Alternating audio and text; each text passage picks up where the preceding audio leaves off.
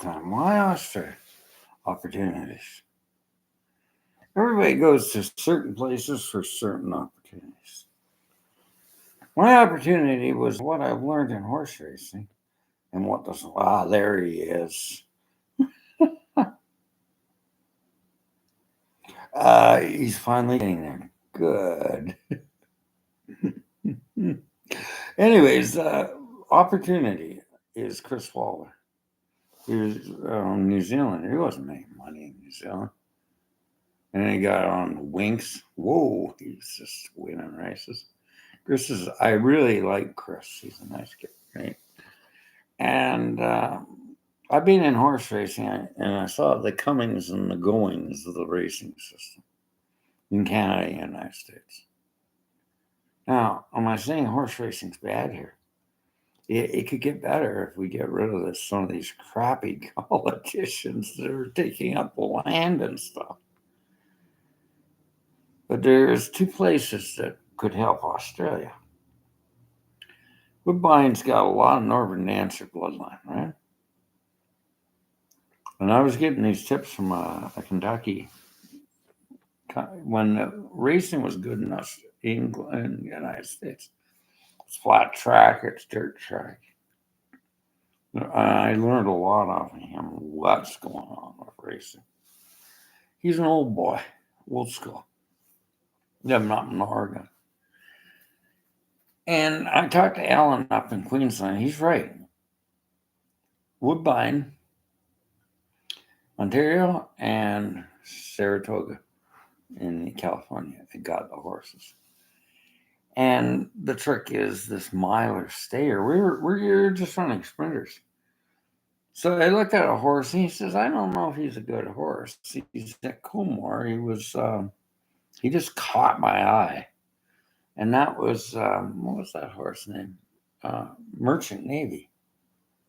Well, his son produced 1,600,000 pretty fast. And I talked to a track rep, and he said, you're looking at a good shoulder on him. He's got a stayer shoulder. But you look at the bloodline, you'll see Northern Dancer in there.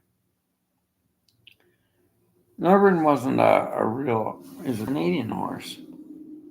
But it's the foundation of most race horses now. There's something in that bloodline. And they use the same words that E.P. Taylor said to the Australians. Read the best for the best and forget the rest. You know, I see too many people coming out and they look at the conformational standards. And I know I got that tip. Breed Northern bloodline, high dose, 4th, 5th chance. No, 3rd, 4th chance to high dose prospector. That's a middle horse in bloodline of sires. Breed them in 3 times. Breed them out 4 times. Simple production. You're going to get a miler stayer. So he's contacting me from Saratoga.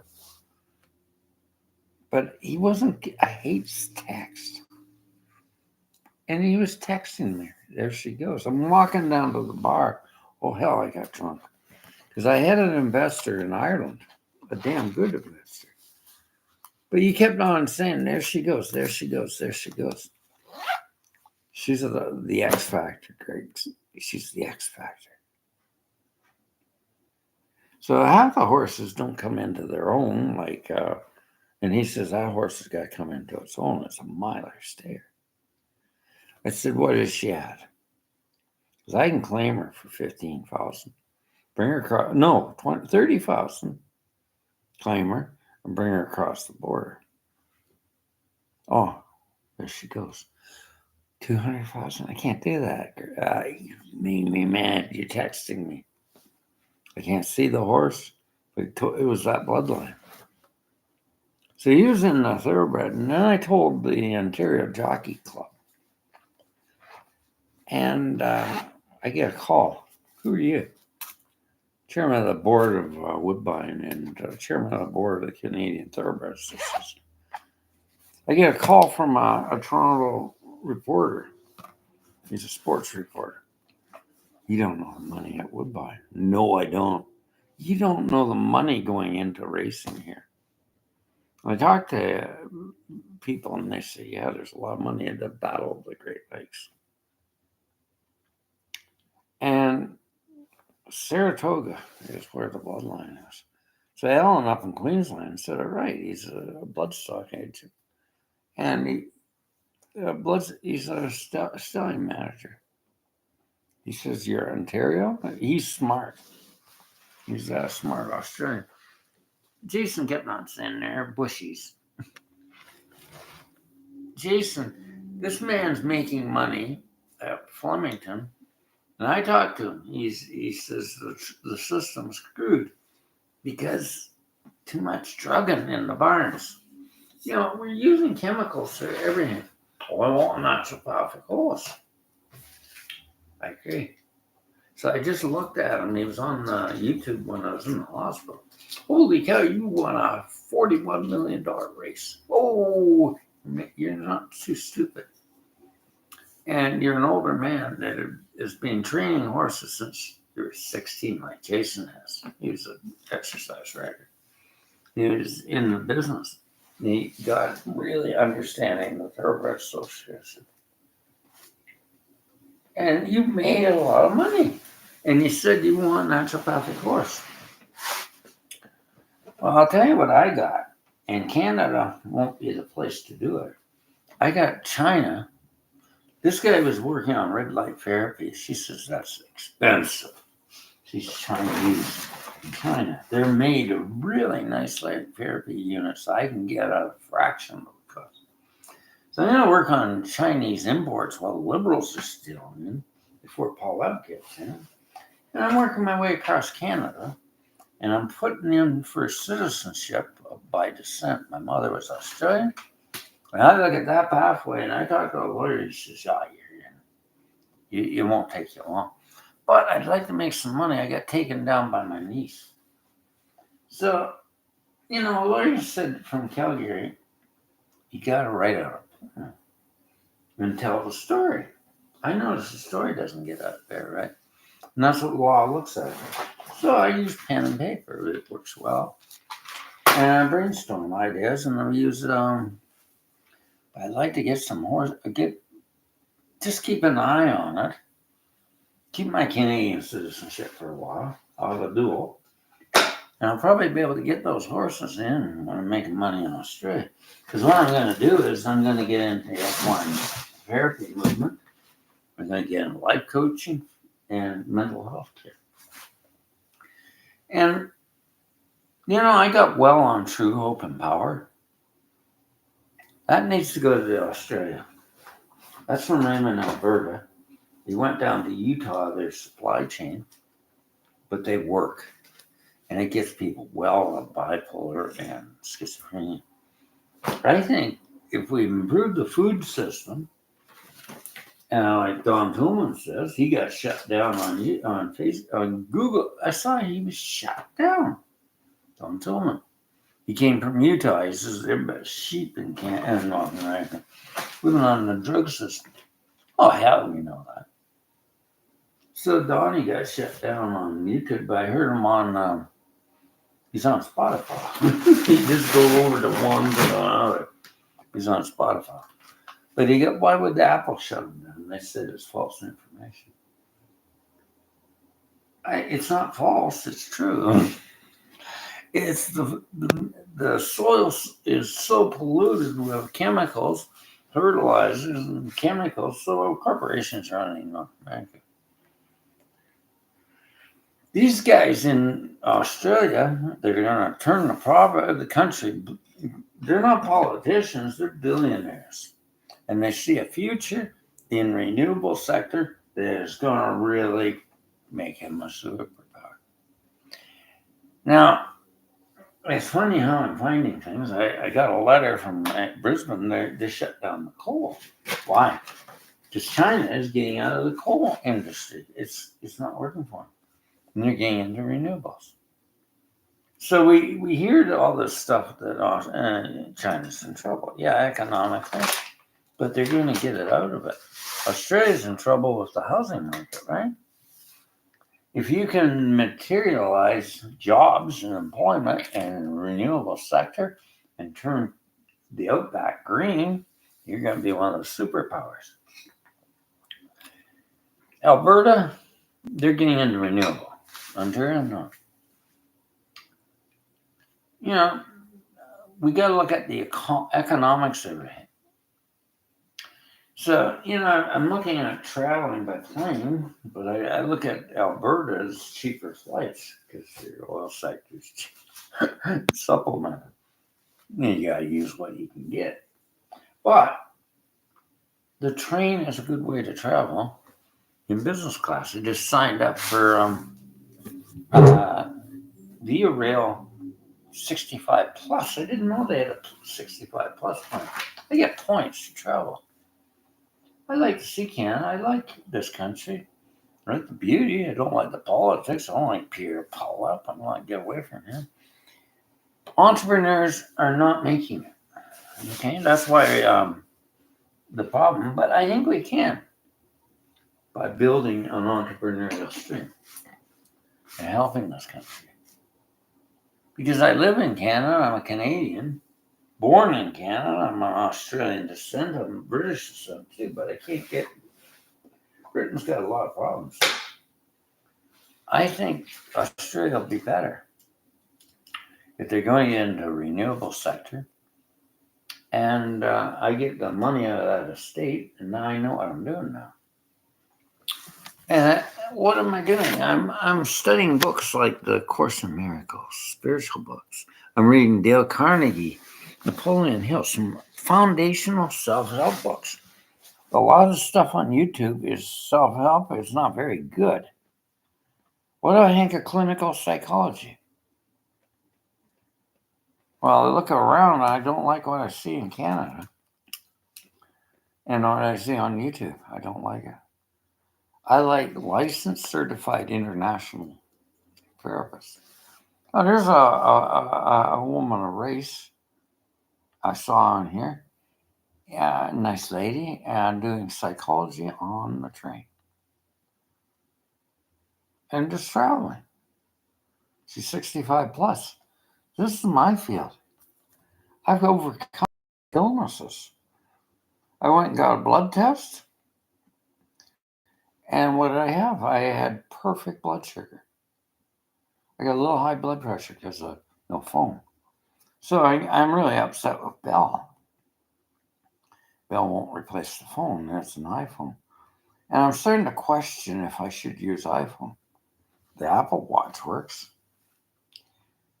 But if the updates keep on burning the phone out, I'm really questioning things. And that was an iPhone 13. I replaced the hard drive, but I owe money. Now I paid up the rent, and I got scammed, and they're going to give me some contingency funds to pay it off. I got a scam on another site. Yeah, seniors get scammed by being alone here. I like traveling and I like talking to people.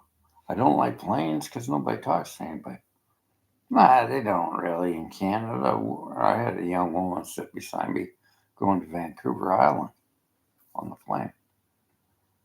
That's a 6-hour flight. She never talked. And I said on LinkedIn, well, planes take off. Trains don't. Trains are a little slower. Planes are slower.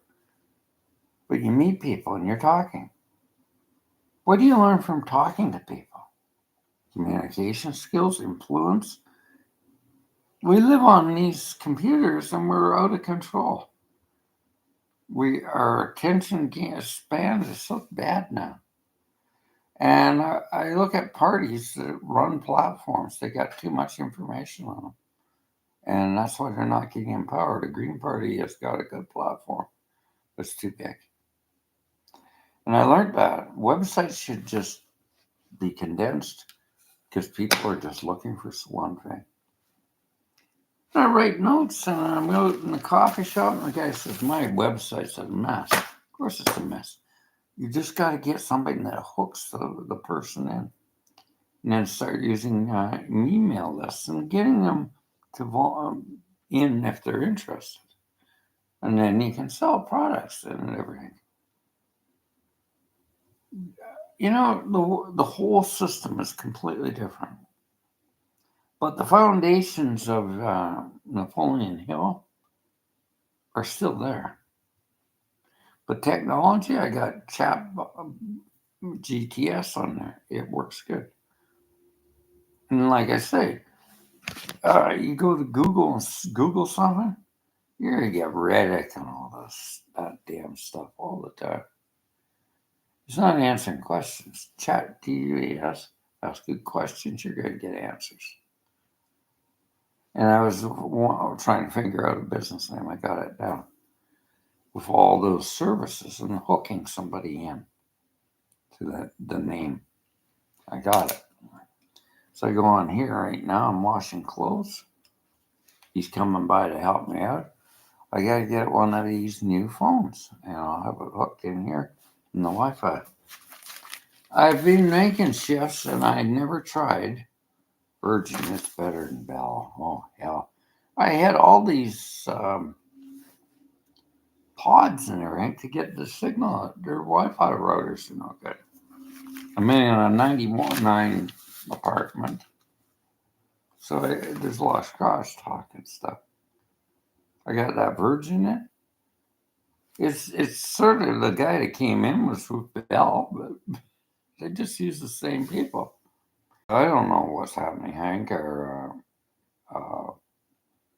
think our systems are starting to get join up, and they're starting to get. That's the one thing Trudeau, Justin, and Pierre Harper did right. He opened up the market on cellular and Wi-Fi, but I think it's starting to come back into monopolies again. Telus is joining up with Rogers, and they can raise the prices. There's not much control. Canada plays the highest Wi-Fi systems. So I'm going to get a phone system and go on a train. The train service will have Wi-Fi. I'll go to hotels that have Wi-Fi. It's a lot cheaper than paying the whole thing. And I thought I was crazy. He had one of those Wi-Fi phones, you know, a real phone on the train. He's in business class, a regular phone that you can answer and it comes in clear. Cellular phones are, I just get my hands dirty and my mic gets plugged up. I'm really thinking, well, this Apple Watch, it'll work. I'll get the guy to set this up. But independent. But the charge goes down, so I got to carry a battery. But just basic implements like this, this is a Chromebook. It's working. It works. It's not perfect, but it's a Chromebook. Cheap. What do you do when you got no money and they've taken you down? You got to start somewhere. So I could say losing all my means of production was bad. Okay? I got all the data on the phone and where the iPad, the computers are. They stole them. And, you know, they don't think they're smart. Well, we'll see. It's all written down. And my lawyers will do this. Am I out for revenge? That's the problem. You never get out for revenge in civil suits. Because you get so angry, you can't think. So some of this psychology is working on me. I'm not out to get revenge. I'm just getting financially compensated. Whatever way works. I don't want to hurt them, but they're going to get hurt because they created their own karma. And if I don't do it, they'll just keep on doing it to other people. Like, I'm going to do some justice on these guys. Report them to the Auditor General. They'll have an investigation. They say housing is a commodity. Oh, you shouldn't say that. You shouldn't say that. Because that's going to the Auditor General. Be careful what you say in public. I know you're a bunch of crooks and you're just for inflating the housing market, and not everybody likes you. He says, I don't care. You don't care because there's a karmic debt there like that. And when you crash this economy, I'll let the knowledge pointed at you, not the government of Canada, not the government of Ontario, but you. So, go and doing these things. And you just make a profit here. And I got enough facts on you. I'm just building up investigation. Cousin was a police detective. Taught me a lot. So I had Prague call me, and I was on LinkedIn. He's chairman of the Board of Business Development International. And he said, I just endorsed you for business development. You are a damn good investigator. Because they don't make sense what the BC government did. No, they flooded a friggin' valley. He says, that doesn't make sense. Well, it makes sense to get hydro in, but they're just doing things, I don't think people are thinking right when they're in business. I really think we've gone off the path of business. And I'm hearing things, and I write it down. That doesn't sound right. And then I look it up.